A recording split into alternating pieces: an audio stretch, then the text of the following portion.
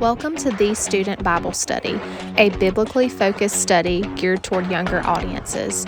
Our hope is to inspire this generation to share the good news of Jesus Christ with everyone they encounter. Thank you for watching the Student Bible Study. Today we are continuing our series, Spiritual Servitude, Gifts of the Spirit, Gifts according to the book of Romans chapter 12. Today we're going to move to leadership. And what does leadership look like?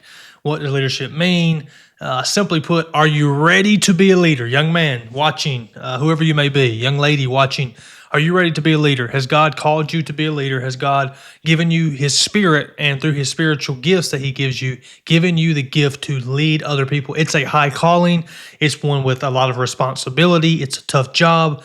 It's you get a lot of thanksgiving being a leader, but you're going to have to take some fall. You're going to have to say some things sometimes that are not always well received. You're going to have to make difficult decisions, and you're going to have to lead surrendering to Christ, following Him, no matter what that costs you. So are you ready to be a leader? Proverbs 11:14. Proverbs 11:14 says this, "For lack of guidance, a nation falls, but victory is won through many advisors." Let's read that again because it's good. "For lack of guidance, a nation falls, but victory is won through many advisors."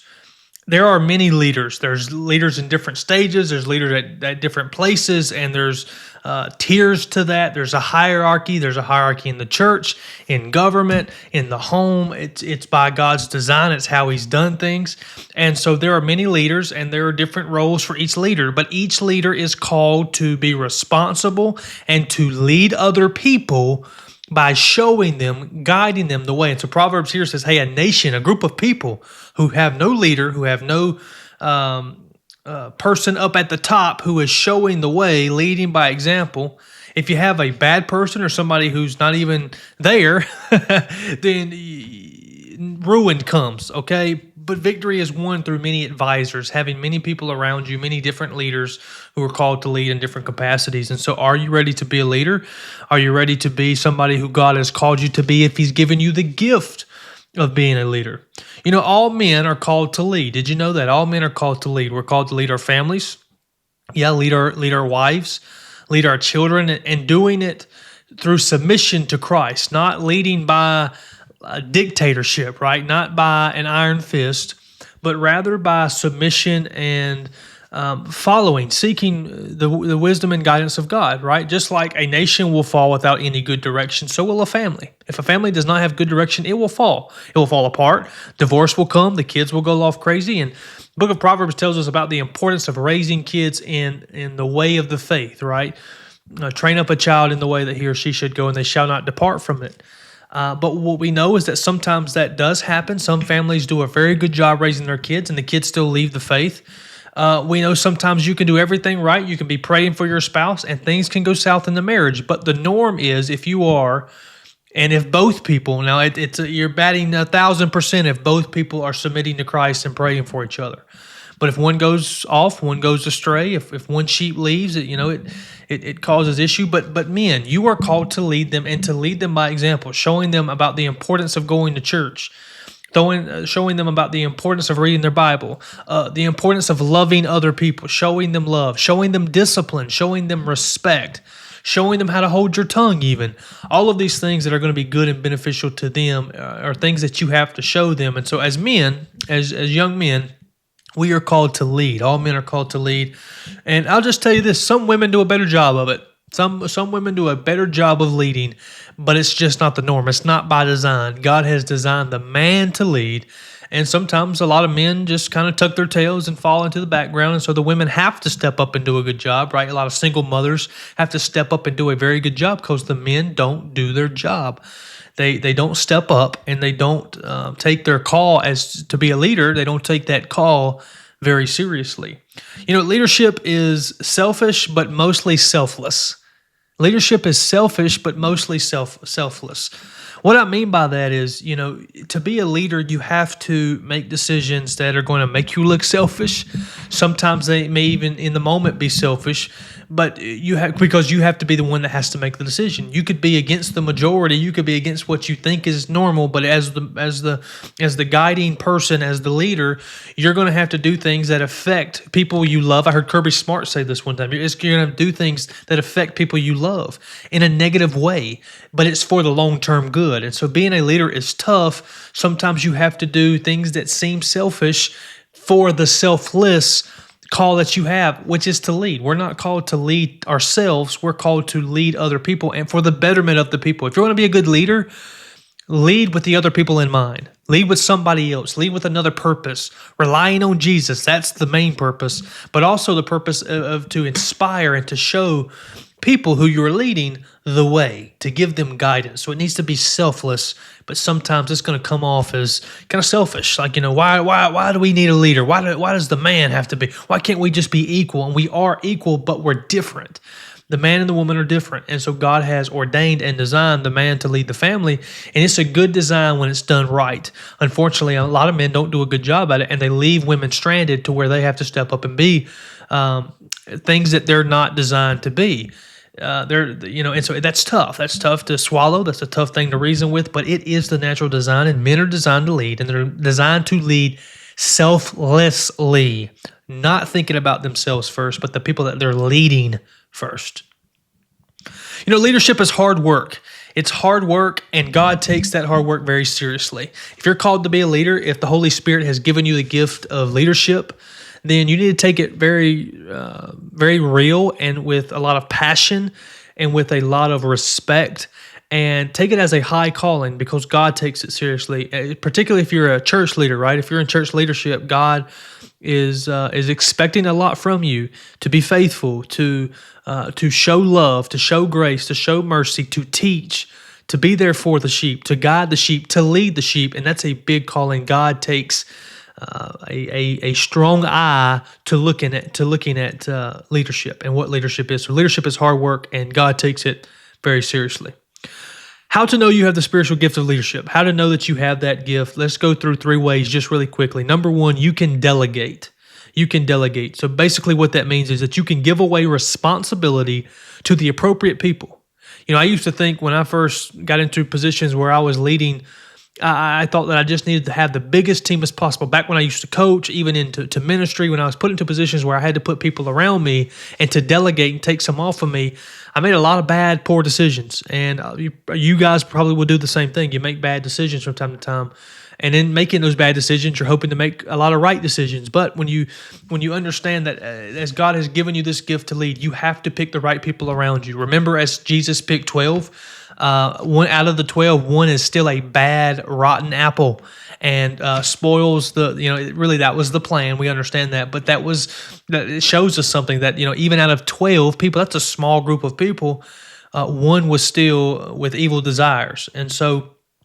You have to be able to delegate. You have to be able to know who to delegate to, who is truly seeking. It says discernment, not judgment necessarily, although we're judging their character in a way. We're not judging them, their heart, because we don't know the heart and we don't know their salvation, and we'll be judged to the same accordance that we're judging them. But we have to do that. We have to judge, and we have to have discernment there. And so we're doing that when we delegate to as leaders, when we're taking things and like even if you're leading the family, just say you're leading the family solely, and you have teenagers coming up, and you need to give this teenager this responsibility. Your oldest teenager is now driving the kids, or whatever it could be. You have to delegate and find out which kid's good at what. Which kid can do this. The same is true for business and whatever it may be. The same is true. You have to delegate and put people in position as a leader in the appropriate places, identifying their gifts and putting them in the right place. So you must be able to delegate to be you can be a leader and not do that, but to be a good leader, you must delegate. Then number 2, you can take the fall. You can be the fall guy. You take a lot of praise in leading when things go right, when the right decisions have been made, when you see things come in and work. You take a lot of praise. A lot of people clapping for you, right? A lot of people say, "Hey, good job." But then when you make a bad decision or something poorly happens or is executed, you get those same amount of people times 10 come after you. Hey, what are we doing? Why do we do this? So, they're ready to mob you and kill you basically. So can you take that? Can you have thick skin and take the fall when necessary? Because as the leader, even if it wasn't a direct decision of yours, let's just say somebody underneath you that you have delegated to has done something bad, something poor, you have to, as the leader, you're going to have to take the fall for that. You put that person in that position, you're leading the flock, so you're going to take the responsibility. So the leader has to be able to take the fall when things don't go well, when you're not getting the shine and things go south. You can still handle the pressure. You can still take it. You can still move on. You can have thick skin, and you can take the fall and say, hey, yeah, put it on me. I'm the leader. I'm responsible. Put it on me, and let's keep moving forward. Can you do those things? That's number 2. And then number 3, can you get back up? Get back up. You're going to fail. You're going to fail miserably in leadership. You're going to fail whatever that is. Again, family, business, whatever. You're going to fail time and time again. You're going to make mistakes. You're going to make poor decisions. The Bible talks about how a righteous man can fall down 7 times and get back up. He still gets back up. He gets knocked down. He gets beat down. He takes the wrong turn. He messes up. Well, the pressure starts to get to him, yet he gets back up on his feet and he just keeps going. That's what a leader does. A leader is able to get back up. You think about Michael Jordan, who takes all those shots, right? Losing in the playoffs. He can't get it done. He can't get it done. And then all of a sudden, boom, it clicks. And he gets back up, right? He gets back up, and once he gets back up, it's a different guy. It's a different man. He's on a mission. He's on a purpose. He sees clearly, and he's learned from his mistakes. That's for us as leaders. We need to learn from our mistakes, move in the right direction, take accountability, be able to take the fall, get back up, delegate to the right people, to the appropriate people, and keep serving Christ with a forward motion mindset. All right, who needs your gift of leadership, though? Who needs your gift of leadership? 3 ways, or three groups, 3 peoples. Number 1, your family, right? That's the group of people that we're going to hit first, your family. We've talked a little bit about that already, but pray for your family. Do you know that? Most people are not praying for your family specifically. Unless a tragedy hits your family or whatever, people are not specifically praying for, not on a daily basis like you should be doing. And so pray for your family, whether you're husband or wife watching this, pray for your spouse. Pray for your kids. Pray for even your aunts and uncles and cousins and all those around you. Pray for your family and lead by example. Lead your family by example, right? Show them the way. Don't just talk it, but live it out as well. Be a good example to your family. And so if you have the gift of leadership, use it within your family. Even the wife is leading. Okay, we understand that the wife is leading her children, but the husband is leading the family. Like we understand. So everybody in the family has a leadership role. The kids not, they're coming into that. They're not in control. They're not in charge. But the man and the wife are. So there's different. So understand that. Lead by example. Pray for your family. Pray over your family. Okay, not just in private, because that we need to do that. We need to pray for our families and pray in general in private. Jesus teaches us that. But we also need to pray in publicly, over our kids, in front of our kids, with our kids. They need to see it too. And there needs to be both of that happening because Jesus showed us that way. He showed us the good way to pray, and that's in private and in public. Pray for the ones around you. Lay hands on them and pray over them. That's okay. It's not weird. People say, I don't want to be weird and religious. Like put your hand on your kid's shoulder and just quick prayer, Lord, whatever. If you're especially man, in these times, like are we seriously going to be so shy and so like I don't want to make them think I'm too religious. Just put your hand on them and pray for them. They'll appreciate it. They'll love it, and God will move in that. And that's what we're looking for. We're looking for God to move and to show us the way. So lead by example. Pray over your family. Pray with your family. The number 2, your church. Use your gift of leadership in the church. We talked about this in a few episodes before, how we don't want to go out looking for positions, but when we've been identified by other people and we know that God has put us in a place to lead, lead with purpose, lead with a pure vision, leading to serve people to Jesus Christ. Lead when you're called upon and lead with vision. And do it with focus and stay committed to that and continue to surrender to Christ as you lead your church. So lead your church. And leading your church, I'm not talking about being the pastor. Maybe that's your call, but maybe you're called to be a deacon. Maybe you're called to be the head of this committee, that committee. Maybe you're called to serve in the youth department over the kids, serve in the nursery. You're called to lead somewhere at some place. When you're called upon and you feel God is calling you, go there, lead as purposely driven as possible, leading with Christ on your mind. And then number 3, we'll conclude with this, our community. Pray for our community. love our community, lead in the community. Our communities need Christ. Do you understand that? That's our cities, that's our towns, that's our states, that's our country as a whole, that's our world. We need to serve Christ. We need to have our community set on fire for Christ. And I believe this. I believe Christians do a very good job at leading their communities in the public square, in the private square.